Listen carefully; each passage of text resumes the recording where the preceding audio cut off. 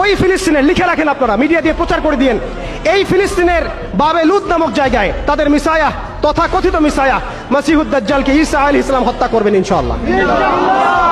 পৃথিবীর কোন শক্তি, কোন ন্যাটো, কোন ইউনাইটেড নেশনস, কোন ইউরোপিয়ান ইউনিয়ন, কোন IMF, কোন ওয়ার্ল্ড ব্যাংক, কোন সাম্রাজ্যবাদী শক্তি এই ভবিষ্যৎবাণীকে ঠেকাতে পারবে ইনশাআল্লাহ। আপনি আপনাদেরকে চেষ্টা করতে দেন, সারা পৃথিবীর সমস্ত মুসলমানকে যদি এখন তারা মেরে ফেলে, তবু এই অকাট্য ভবিষ্যৎবাণী ইনশাআল্লাহ তাআলা তারা পাল্টাতে পারবে না। এটা আমাদের আশার জায়গা, এটাই হচ্ছে চূড়ান্ত বিজয়। এবং ঈসা আলাইহিস সালামের হাতে আগামী 40 বছর, লিখে রাখেন আপনারা, এরপরের 40 বছর ওই বাইতুল মুকাদ্দাস থেকেই সারা বিশ্বে ইসলামী খিলাফা কায়েম হবে ইনশাআল্লাহ।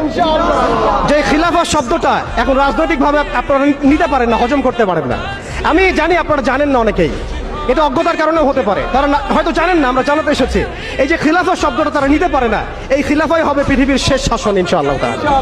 এই খিলাফা দিয়ে বিশ্ব শুরু হয়েছিল, এই খিলাফা দিয়েই বিশ্ব শেষ হবে। ঈসা আলাইহিস সালাম 40 বছর ওই জেরুজালেম থেকেই এই বিশ্বকে শাসন করবেন ইনশাআল্লাহ তাআলা। এটা লেখা হয়ে গেছে কুদিয়াল আমর, এটা কেউ চেঞ্জ করতে পারবে না।